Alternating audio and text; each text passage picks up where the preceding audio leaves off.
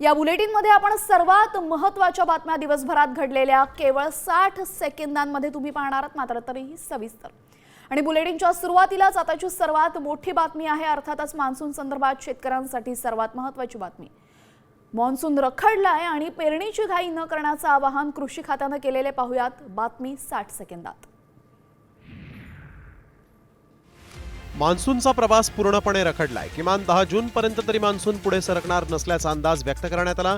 त्यामुळे शेतकऱ्यांनी पेरणी आणि लागवडीची घाई करू नये असं आवाहन कृषी विभागाने केलेलं आहे। मान्सूनचा प्रवास थांबणार असून फक्त पश्चिम किनारपट्टी आणि राज्यात काही भागात हलका पाऊस कोसळेल। राज्यातल्या बहुतांश भागात कोरडं हवामान अपेक्षित आहे, त्यामुळे कमाल तापमानातही वाढ होईल। विदर्भामध्ये 40 अंश सेल्सिअस तर मराठवाडा आणि खानदेशामध्ये कमाल तापमान 35 ते 40 अंश सेल्सिअस राहणार आहे। तुरळक ठिकाणी मुसळधार पावसाची शक्यता आहे आणि उद्या आणि परवासाठी येलो अलर्ट हा विदर्भासाठी दिला गेलेला आहे। विदर्भातील काही ठिकाणी मेघगर्जनेसह पाऊस पडण्याची शक्यता आहे। मराठवाडा आणि मध्य महाराष्ट्रात कुठल्याही प्रकारची वॉर्निंग येणारे 5 दिवस तरी आता दिली गेलेली नाही आहे। मे महिन्यामध्ये धोधो बरसणारा पाऊस आता जून महिन्यातही बरसणार असल्याचा अंदाज आहे। मात्र शेतकऱ्यांनो, चांगला पाऊस झाल्याशिवाय पेरण्या करू नका। तर राज्यामध्ये पावसानं थोडी विश्रांती घेतली, मात्र कोकण आणि विदर्भाला पावसाचा येलो अलर्ट जारी करण्यात आलेला आहे। कोकणातील रायगड, रत्नागिरी आणि सिंधुदुर्ग जिल्ह्यांमध्ये जोरदार सरींची शक्यता आहे, तर विदर्भातील अमरावती, वर्धा, यवतमाळ, भंडारा, गोंदिया, गडचिरोली जिल्ह्यांमध्ये विजांसह वादळी पावसाचा अंदाज व्यक्त करण्यात आलेला आहे। भंडारा, गोंदिया व्यतिरिक्त उर्वरित राज्यामध्ये विजांसह हलक्या पावसाचा अंदाज हवामान खात्यानं व्यक्त केलेला आहे। रायगड, रत्नागिरी, सिंधुदुर्ग, अमरावती, यवतमाळ या जिल्ह्यांना येलो अलर्ट जारी करण्यात आलेला आहे। यासह वर्धा, गडचिरोली, भंडारा आणि गोंदियाला सुद्धा येलो अलर्ट जारी करण्यात आलेला आहे। अक्कलकोट तालुक्यामध्ये मुसळधार पावसाचा जोर कायम आहे। बोरगाव, घोळसगाव, किरनाळी गावांना पावसानं चांगलंच झोडपलं। धाराशिवच्या तुळजापूर तालुक्यामध्ये झालेल्या पावसामुळे अक्कलकोट तालुक्यातील ओढे आणि नाले तुडुंब भरून वाहू लागले। अक्कलकोट तालुक्यामध्ये सुरू असणाऱ्या पावसाच्या जोरदार बॅटिंगमुळे शेत शिवारामध्ये पाणी शिरले।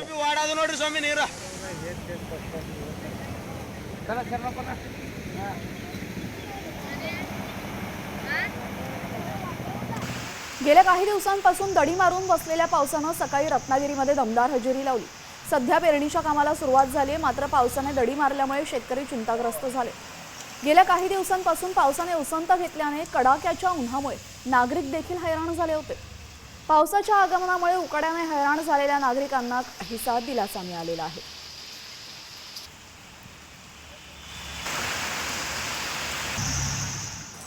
दोन दिवसांच्या विश्रांतीनंतर उत्तर पुणे जिल्ह्यामध्ये मुसळधार पावसानं हजेरी लावली आहे। खेड, आंबेगाव, जुन्नर, शिरूर तालुक्यामध्ये वादळी वाऱ्यासह जोरदार पाऊस झाला, त्यामुळे सखल भागामध्ये पाणी साचलं होतं।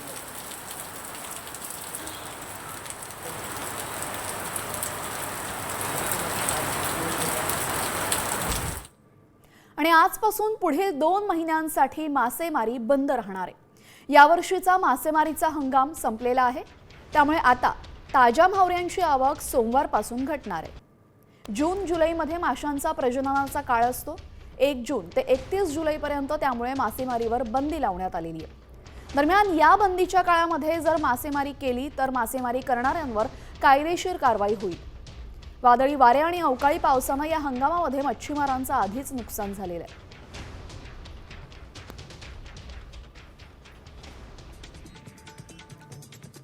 बातमी शेतकऱ्यांना सावध करणारी। अमरावतीमध्ये प्रतिबंधित HTBT कपाशी बियाणांची सर्रास तस्करी होत असल्याचं समोर आलंय। विभागीय कृषी सहसंचालक विभागाच्या भरारी पथकानं केलेल्या कारवाईमध्ये एका ट्रॅव्हल्समधनं 2,500 पाकिटं प्रतिबंधित HTBT बियाणं जप्त करण्यात आलेली आहे। गुजरातच्या अहमदाबादमधून प्रतिबंधित HTBT बियाणं राज्यात आणली होती। या कारवाईमध्ये 25 लाखांचा मुद्देमाल जप्त करण्यात आल्याची माहिती कृषी अधिकाऱ्यांनी दिलेली आहे।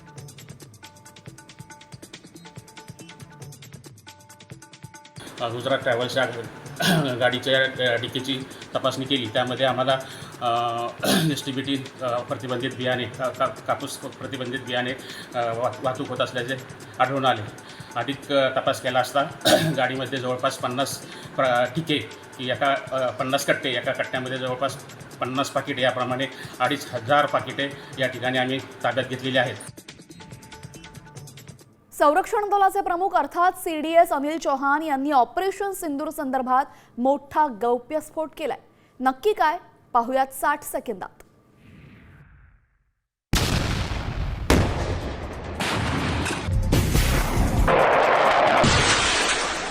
पाकिस्ताननं भारताचं विमान पाडल्याची कबुली chief of defence staff general Anil Chauhan यांनी दिली आहे. त्यांच्या विधानानं एकच खळबळ माजली. मात्र भारताची 6 लढाऊ विमानं पाडल्याचा पाकिस्तानचा दावा त्यांनी फेटाळून लावला. सिंगापूरमध्ये ब्लूमबर्गला दिलेल्या मुलाखतीत चौहान यांनी हे विधान केलेलं आहे. विमानं पडली हा मुद्दा नाही, तर ती कशी पडली आणि त्यातून काय शिकलो असं CDS अनिल चौहान यांनी म्हटलंय. The incident between Pakistan and India, and that is whether or not Pakistan downed an Indian jet, or in fact more than that. Can you confirm? I think what is important is that not the jet being down, but why they were down. But a jet, at least one jet was downed? Why they were down. Chauhan यांच्या या कबुलीला मोदी सरकार दुजोरा देणार की हात झटकणार याकडे आता देशाचं लक्ष लागलंय. बलुचिस्तानच्या स्वातंत्र्यासाठी बलूच आर्मी आणखीन आक्रमक झालेली आहे. यावेळेस बलूच आर्मीनं पाकच्या कसं नाकीनऊ आणलेले आहेत पाहुयात 60 सेकंदात बातमी.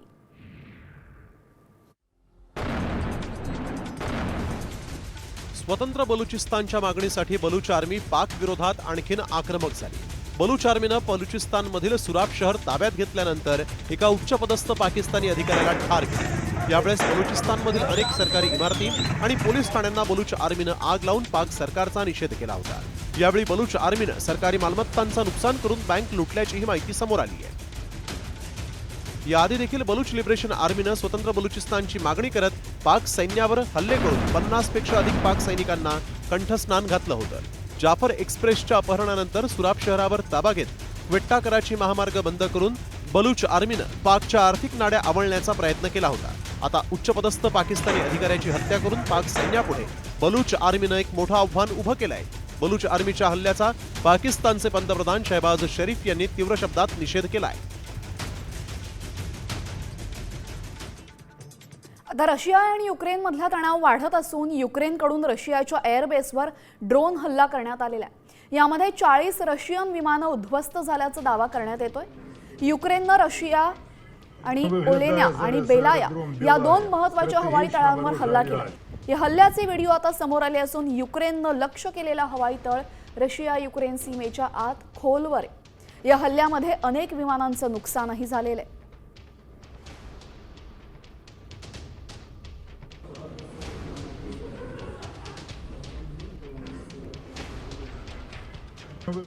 नाशिकमध्ये होणारा कुंभमेळ्याचा मुहूर्त अखेर ठरलेला आहे. पाहुयात 60 सेकंदात बातमी.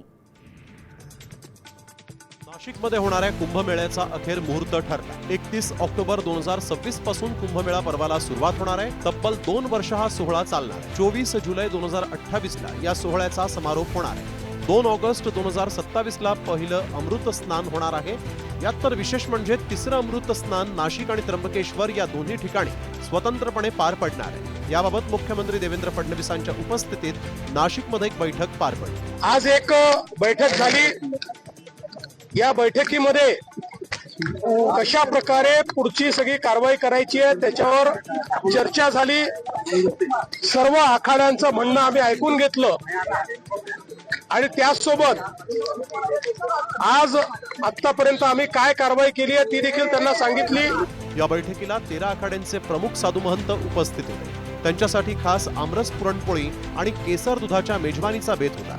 यावेळेसचा कुंभमेळा नेहमीपेक्षा जास्त काळ चालणार आहे. आणि आता बातमी अजितदादांच्या राष्ट्रवादी संदर्भातली. उपमुख्यमंत्री अजित पवारांना मोठा धक्का बसलाय. नागालँडमधील राष्ट्रवादीच्या 7 आमदारांनी सत्ताधारी नॅशनल डेमोक्रेटिक प्रोग्रेसिव्ह पार्टीमध्ये प्रवेश केलाय. राष्ट्रवादीकडून याची गंभीर दखल घेण्यात आली असून आमदारांवर पक्षांतर्गत बंदी कायद्याअंतर्गत कारवाई करण्यासाठी हालचाली सुरू करण्यात आल्या. 2023च्या विधानसभा निवडणुकीमध्ये 7 जागा जिंकत राष्ट्रवादी नागालँडमधील 3रा सर्वात मोठा पक्ष म्हणून उदयास आलेला.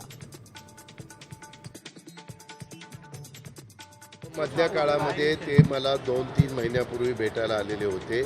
त्यांची तिथं अजिबात त्या बाबतीमध्ये कामं होत नव्हती. त्याच्यामध्ये मी तिथल्या काही वरिष्ठांशी मुख्यमंत्र्यांशी वगैरे बोललेलो होतो. त्याच्यात अस्वस्थता होती, ही गोष्ट खरी आहे. ज्यावेळेस साथीच्या साथी जातात त्यावेळेस पक्षांतर बंदी कशी होईल, त्याच्यामध्ये 2/3 वगैरे त्याच्यात काही नियम आहे, त्याच्याबद्दल आम्ही चर्चा करू. कृषी मंत्र्यांनी शेतकऱ्यांबद्दल केलेल्या विधानावरनं आता अजित पवार यांनी कोकाटेंना कानपिचक्या दिल्या. काही गोष्टी बोलून का दाखवता, मनात ठेवा असा सल्ला यावेळेस अजित पवारांनी दिलाय. कृषी मंत्री म्हणजे ओसाड गावची पाटीलकी असं वक्तव्य माणिकराव कोकाटे यांनी केलं होतं. यावरनं अजित पवार यांनी कोकाटेंना काही गोष्टी मनात ठेवण्याचा सल्ला दिला.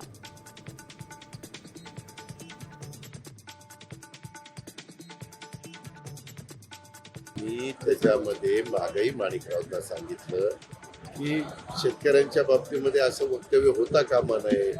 त्याच्यामध्ये आता शेवटी तो आपला बळीराजा आहे, तो लाखाचा पोशिंदा आहे. त्याच्यामध्ये सगळ्याच गोष्टी आता आम्हालाही माहिती आहे, आम्ही पण शेतकरी आहोत. परंतु काही गोष्टी बोलून कशाला दाखवायच्या, मनात ठेवायच्या. त्यांना अजून सवय नाही मनात ठेवायची, त्याच्यामुळे असलं होतं. महागात पडतं दादा हे. फार महाग आता मला जास्त महागात पडतं. ठाकरे गटाचे खासदार संजय राऊत यांनी मंत्री गुलाबराव पाटलांच्या वक्तव्याचा समाचार घेतलाय. आम्ही अंधश्रद्धा मानत नाही. तुम्ही रेडे कापून बळी देऊन सत्तेत आलात. घोटाळे करून ईडीचा धाक दाखवत सत्ता मिळवली असा हल्लाबोल राऊतांनी गुलाबराव पाटलांवर केलाय. संजय राऊत हे पांढऱ्या पायाचे आहेत अशी टीका गुलाबराव पाटलांनी केली होती. त्याला प्रत्युत्तर आता संजय राऊतांनी दिलेलं आहे. पांढऱ्या पायाचे आम्ही अंधश्रद्धा मानतच नाही. जे रेडे आणि बदकं आपण सत्तेवरती आलो असं ज्यांना वाटतंय ते अशा प्रकारचे काळ्या पायाचे पांढऱ्या पायाचे जिभेवर डाग असल्याची भाषा करतात. तुमचं कर्तृत्व काय? घोटाळे करून तुम्ही निवडून आलेली माणसा, तुम्ही काय स्व कर्तृत्वावर निवडून आलेला आहात ना? नाही, तुम्ही अमित शहाच्या आश्रित आहात. तुमच्या पक्षाचे प्रमुख अमित शहा आहेत. मी वारंवार सांगतो, तुमचा पक्ष हा अमित शहांच्या चरणाशी असलेला आश्रितांचा पक्ष. विधानसभा निवडणुकीमध्ये ओबीसी उमेदवारांना उभं करून लक्ष्मण हाकेंनी तोडपाणी केला असा आरोप करण्यात आलेला आहे. अमोल मिटकरी यांनी सोशल मीडियावर पोस्ट करत हा आरोप केलाय. उमेदवारांकडून पैसे घेऊन ओबीसी उमेदवारांना माघार घ्यायला लावल्याचा आरोप लक्ष्मण हाकेंवर करण्यात आला असून या संवादाची ऑडिओ क्लिप आता व्हायरल होते. मात्र या ऑडिओ क्लिपची साम टीव्ही पुष्टी करत नाही. या ऑडिओ क्लिपमध्ये नक्की काय पाहूयात. मी त्यांना म्हणणं होतं की बा तुम्ही पक्षाचं घेऊच नका, एबी फॉर्म तुम्हाला उचलायचं नसेल तर. त्यांनी एबी फॉर्म घेतला आणि आज त्यांनी सकाळी कल्पना न देता उचलला. मी त्यांना एवढंच विचारलं की बा तुम्ही का उचलला, तर त्यांचं म्हणणं की जरांगे पाटलानं जे सकाळी निर्णय घेतला विधानसभा लढवायचं नाही, त्याच्यामुळं हाके साहेबांशी माझं बोलणं झालं. त्यांनी लढतोय आपण जरांगेनी माघार घेतली म्हणून आपण थांबलेलो नाहीयेत. आपण 16-17 उमेदवार आपले आहेत. आपण लढणार आहोत. आपण लोकांना अपील करणार आहोत. लोकांच्या समोर जाणार आहोत. त्यामुळं त्यांचं काहीतरी अडचण असेल बरं का, पण माझा काही नाही अडचण नाही सर. त्यांनी आर्थिक उलाढाल केली. मी कसा दबाव त्यांच्यावर टाकेन बरं. तर या संदर्भात अमोल मिटकरींनी सोशल मीडियावर नक्की काय पोस्ट केलेली आहे ते पण आपण सविस्तर पाहूयात.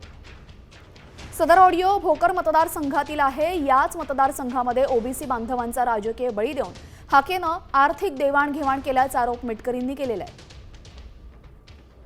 अर्ज मागे घ्यायला भाग पाडलं आणि आता या मतदारसंघामध्ये आर्थिक तडजोड किती मोठी झाली असेल हे सुज्ञास सांगणं न लगे. दरम्यान अमोल मिटकरींनी केलेले आरोप लक्ष्मण हाकेंनी मात्र फेटाळलेले. तर ॲडव्होकेट शेखर कुंटे यांनी ऑडिओ क्लिपची पुष्टी करत हाकेंवरच टीका केली आहे. पाहूयात. ह्या अमोल मिटकरीचं डोकं ठिकाणावर आहे का? म्हणजे बाय डिफॉल्ट आम्ही दादांना सुद्धा उपमुख्यमंत्री केलंय. मग आता ह्या अमोल मिटकरीचा देवेंद्र फडणवीस साहेबांना विरोध आहे, भाजपला विरोध आहे, अजितदादांना विरोध आहे का उपमुख्यमंत्री पदाला विरोध आहे? त्यामुळं तू नक्की काय करतोयस, काय बोलतोयस हे एकदा अजितदादाला विचार. महायुतीला पाठिंबा दिला होता आणि त्यावेळी आम्ही प्रेस घेऊन दिलेला आहे. त्यामुळं अमोल मिटकरी तू जरा तुझं थोडंसं तू संध्याकाळी 6 नंतर काही करत जाऊ नको. तू दिवसभरात जरा बोलत जा आणि माहिती घेऊन बोलत जा. ह्यांचे ते लोक असतात उमेदवारी वेगवेगळ्या कास्टिझम करून जातीवाद करून वेगवेगळ्या जातीचे उमेदवार देऊन त्यांना उचलून घ्यायला लावणं, या गोष्टी सर्रास भोकर मतदारसंघात होतात. कारण भोकर मतदारसंघ हा महाराष्ट्रातला हाय व्होल्टेज मतदारसंघ आहे. हे कोणाशी काही लपून नाही. त्याच्यामुळं 100% आर्थिक देवाणघेवाण करून आमचा उमेदवार मागे घेतलेला आहे. त्याच्या विरोधात मी भोकर न्यायालयामध्ये न्यायालयीन लढाई सुद्धा लढत आहे. मी स्वतः वकील आहे. मी 156(3) खाली अर्ज सुद्धा केलेला आहे. 100% मला न्यायव्यवस्थेवर विश्वास आहे. मला न्याय मिळेल आणि ह्या उमेदवारावर 420चा गुन्हा दाखल होईल. वाशिम जिल्ह्यामध्ये डॉक्टरांचा धक्कादायक प्रताप समोर आलेला आहे. महिलेची शस्त्रक्रिया करून पोटातून कापडाचा तुकडा बाहेर काढण्यात आला. सुरेखा यांची 10 मे रोजी रिसोड येथील एका रुग्णालयामध्ये सिझेरियन प्रसूती झाली. मात्र त्यानंतर सुरेखा यांना नेहमी पोटदुखी असल्याने तपास केला असता संभाजीनगरच्या डॉक्टरांकडून ही बाब उघडकीस आलेली आहे. 24 एप्रिल 2025 आणि 29 मे 2025 या एका महिन्यानंतर त्यांनी तिथे परत सिटी स्कॅन केला. म्हणजे ते ऑपरेशन झाल्यानंतर तर तो सिटी स्कॅनमध्ये राईट ॲडनेक्झा म्हणजे उजव्या बाजूचे जे अंडाशय असतात त्यामध्ये जो मॉब दाखवला आहे तो कुठल्याही सोनोग्राफीमध्ये नव्हता. आणि तो जो मॉब दाखवत आहेत मीडियावर सध्या तो मॉब एकदम फ्रेश आहे. एका वर्षानंतर एवढा फ्रेश मॉब निघणं शक्य नाही. गणेश काबरा रिसोड यांनी संभाजीनगर येथे एक तक्रार दिली होती आणि ती तक्रार आज आमच्याकडे प्राप्त झालेली आहे. त्या तक्रारीच्या अनुषंगाने आम्ही सखोल चौकशी करून आणि जी संबंधित समिती आहे त्यांच्याकडून अहवाल प्राप्त केला. वाशिममध्ये जिल्हा सामान्य रुग्णालयामध्ये उपचारांसाठी गेलेल्या रुग्णाला डॉक्टरांनी जखमी केल्याची धक्कादायक घटना समोर आली. अपेंडिक्सच्या शस्त्रक्रियेदरम्यान एका रुग्णाच्या पोटाची त्वचा भाजल्यानं तो गंभीर जखमी झाला. शस्त्रक्रियेनंतर 2 दिवसांनी जेव्हा रुग्णाच्या नातेवाईकांनी त्याच्या पोटावर जखम पाहिली तेव्हा त्याचा हा प्रकार निदर्शनास आला. त्यांनी तात्काळ डॉक्टरांकडे याची चौकशी केली असं डॉक्टरांनी तांत्रिक बिघाडाचं कारण देत अनावधानानं जखम झाल्याचं सांगितलंय. ऑपरेशन करने को ऑपरेशन थिएटर में ले गए. फिर जाने के बाद में ऑपरेशन हुआ और उसके अंदर क्या शॉर्ट सर्किट हो गया, उसलिए उसका पेट जल गया. वो डॉक्टर साहब ने हमको बताया नहीं. दूसरे तीसरे दिन हम देख रहे हो तो वो जख्म दिख रही हमको. तो हमने डॉक्टर साहब को पूछे कि भाई ये क्या है, तो बोले भाई वो ऐसा ऐसा हो गया मशीन हादसा हो गया. तो मैंने हमको तो पहले बताना था तुमने. बोले मैंने बताया नहीं पेशेंट को. आप पेशेंट क्या बताने वाला, क्या पेशेंट तो बेहोश रहने वाला है ना. कौन जिम्मेदारी उसका जलने का? दवाखाना. आणि आता एक धक्कादायक बातमी संभाजीनगरमधून समोर येते. हुंड्यासाठी एका मुसलमान विवाहितेचा अमानुष छळ करण्यात आलाय. पती आणि 2 नंदांनी पीडित महिलेला अमानुष मारहाण केली. हा धक्कादायक प्रकार संभाजीनगरच्या फुलंब्री परिसरात घडला. हातापायावर चटके दिल्याचा आरोप पीडित महिलेनं केलेला आहे. तर संभाजीनगर पोलिसांकडून या प्रकरणी गुन्हा दाखल करण्यात आलेला आहे.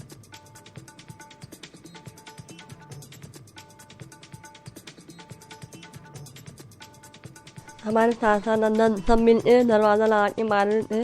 फिर हमारे शौहर ने भी मारे, नंदन ने, सास ने, देवर ने. उन्होंने पट्टा लगा, दरवाज़ा बंद करके हाथ बांध के पट्टे से चटके दिए, पट्टे से मारे और चटके भी दिया. चटके भी तुम्हारे? हाँ. वो क्या, वो बोलते तो मेरे पैसे लाओ बोलते. पहले हमने 5 लाख रुपए दिए और आप बोलते 25 लाख रुपए लाओ. पहले कितने पैसे दे रहे 5 लाख रुपए दे. तो हमें तुम्हारे शोहर को? हाँ. अभी कितने मांग रहे हो? 25 लाख. नाशिकमध्ये शिक्षक आणि विद्यार्थ्यांच्या नात्याला काळीमा फासणारी घटना घडलेली आहे. एका नामांकित कॉलेजमधील प्राचार्यानं 4 विद्यार्थिनींचा विनयभंग केलाय. नाशिकच्या एका नामांकित कॉलेजमध्ये ही घटना घडल्यामुळे खळबळ उडाली. तर हैवान प्राचार्याला नाशिक पोलिसांनी बेड्या ठोकलेल्या आहेत. मानसिक त्रास देऊन शारीरिक संबंधांची मागणी केल्याचा आरोप पीडित विद्यार्थिनींनी केलेला आहे. तर पोलीस अधिकचा तपास करतायत. एका नर्सिंग कॉलेजमध्ये काही विद्यार्थिनीसोबत गैरप्रकार घडल्याची तक्रार आम्हाला प्राप्त होती.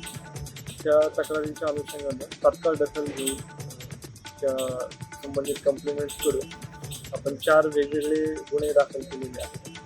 त्या गुन्ह्यामधील आरोपी हे सदर संस्थेचे प्रिन्सिपल आहेत आणि घटनेचं गांभीर्य ओळखून त्यांना तात्काळ अटक करण्यात आली. कोर्टासमोर त्यांना प्रोड्यूस करण्यात आलं. त्यांना आता सध्या पोलीस कस्टडी मिळालेली आहे आणि सदर गुन्ह्याचा तपास सुरू आहे. आणि आता बातमी तुमच्या आमच्यासाठी अत्यंत महत्त्वाची. आपल्या आरोग्यासंदर्भातली कोरोनाचा धोका वाढलेला आहे आणि काळजी घेण्याची गरज आहे. आता महाराष्ट्रामध्ये कोरोनाचा अलर्ट जारी करण्यात आलेला आहे. 24 तासांमध्ये देशातील नवीन रुग्णांमध्ये वाढ झालेली, त्यामुळे प्रशासनही अलर्ट झालंय. महाराष्ट्रामध्ये 68 नवीन रुग्ण समोर आले असून राज्यातील एकूण सक्रिय रुग्णांची संख्या 467 झालेली आहे. आरोग्य विभागाने सर्व रुग्णालयांना ICU बेड, ऑक्सिजन आणि अन्य संसाधनं तयार ठेवण्याचे निर्देश दिलेले आहेत. यासह नागरिकांनी मास्क लावा, सामाजिक अंतर राखा आणि वारंवार हात धुण्याचा सल्लाही देण्यात आलेला आहे. आणि आता ठाण्यातून महत्त्वाची बातमी. ठाण्यामध्ये आज कोरोनाच्या 5 नवीन रुग्णांची नोंद झालेली आहे. त्यामुळे रुग्णांची संख्या आता 108 वर पोहोचली आहे. 16 रुग्णांवर उपचार सुरू असून त्यापैकी 13 जणांवर खासगी रुग्णालयामध्ये उपचार सुरू आहेत, तर 3 जणांवर छत्रपती शिवाजी महाराज रुग्णालयामध्ये उपचार सुरू आहेत. दरम्यान नागरिकांनी काळजी घेण्याचं आवाहन आता करण्यात आलेलं आहे.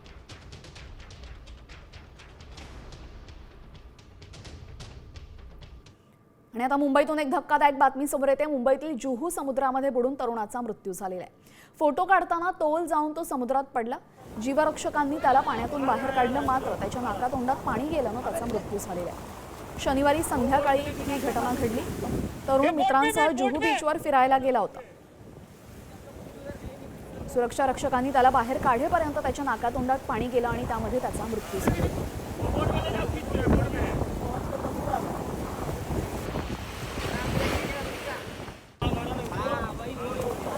फोटो काढण्यासाठी हा तरुण समुद्रामध्ये गेला, मात्र पाण्याचा एकूणच अंदाज न आल्यामुळे या तरुणाचा बुडून मृत्यू झाला.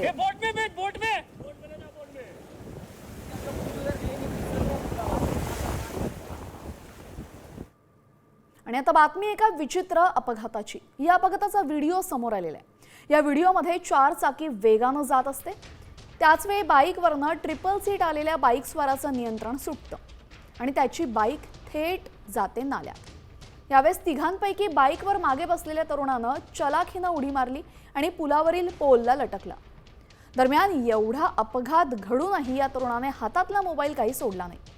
या घटनेमध्ये 2 जण नाल्यात कोसळल्याने जखमी झालेले आणि त्यांच्या बाईकचंही नुकसान झाल्याची माहिती समोर येते. मात्र हा व्हिडिओ नक्की कुठला आहे हे अजून कळू शकलेलं नाही. वेगावरचं नियंत्रण सुटलं आणि ही ट्रिपल सीट बसलेले बाईकवरचे 3 जण नाल्यामध्ये गेले. मात्र एकानं अगदी चलाखीनं तिथला पोल पकडला आणि तो वाचला. मात्र इतर 2 जण यामध्ये जखमी झालेले आहेत. आणि आता काळजाचा ठोका चुकवणारी घटना समोर येते. भीषण अपघाताचा थरार सीसीटीव्हीत कैद झालाय. या अपघातामध्ये 4 बाईक स्वारांचा मृत्यू झाला. वेगानं गाड्या चालल्या होत्या. यावेळेस ओव्हरटेक करून बाईकस्वार पुढे निघाला, मात्र समोरून वेगानं कार आल्याने बाईकस्वाराचं नियंत्रण सुटलं आणि वेगानं आलेली कार बाईकला धडकली. या धडकेमध्ये बाईकवर बसलेले 4 जण हवेत उडाले. 2 तरुण हवेत 20 उंच उडाले, तर 2घांना कारनं 100 मीटरपर्यंत फरफटत नेले आणि 4 जण या अपघातामध्ये जागीच ठार झाले. अंगाचा थरकाप उडवणारी ही घटना उत्तर प्रदेशच्या गोरखपूरमध्ये घडलेली आहे.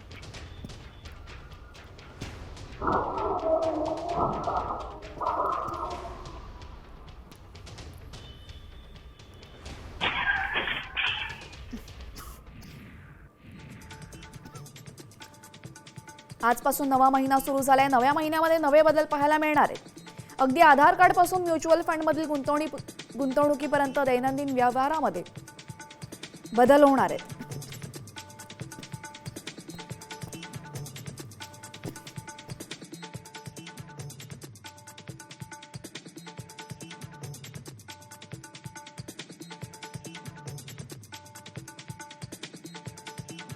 आजपासून काय बदल होणार आहेत आपण पाहतो. UPI पेमेंट करताना वापरकर्त्याला फक्त बँकिंग नाव दिसणार आहे.